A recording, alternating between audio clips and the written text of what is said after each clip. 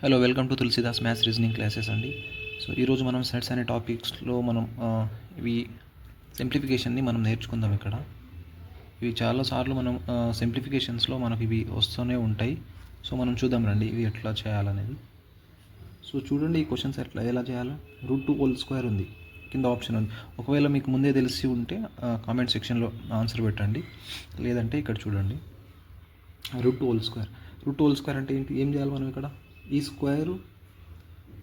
Square cancel అయిపోతుంది, అవునా కదా? ఇది క్యాన్సిల్ అయిపోతే మిగిలిది ఏంటిదంటే 2 కాబట్టి ఆన్సర్ అనేది 2 అవుతుంది.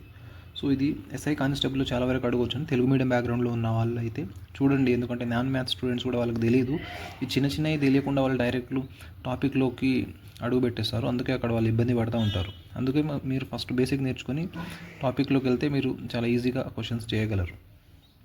సో ఓకేనా. ఇది సెకండ్ వన్ చూడండి. సెకండ్ వన్ ఎలా ఉందో, మనం పెన్ వేరే తీసుకుందాం. సెకండ్ వన్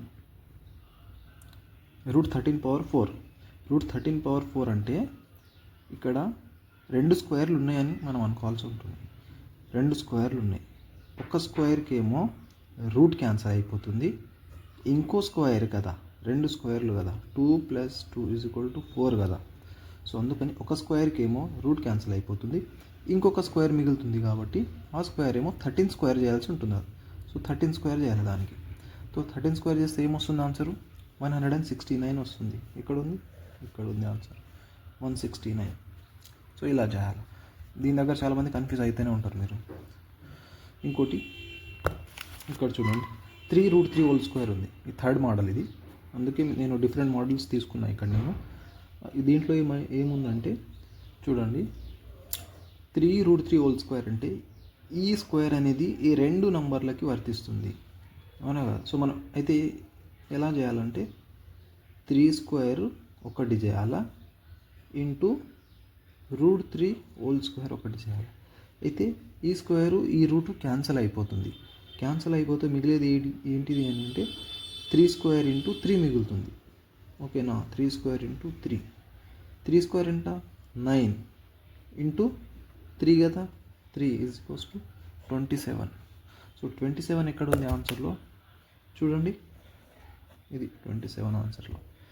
సో అదేవిధంగా మీకు ఈ 2 ప్రాబ్లం హోంవర్క్ ఇచ్చాను నేను, ప్లస్ కింద ఆప్షన్స్ కూడా పెట్టినా. సో ఇవి మీరు సేమ్ ఇదే మోడల్లో చేసి మీరు మీ ఆన్సర్ని కామెంట్ సెక్షన్లో పెట్టండి.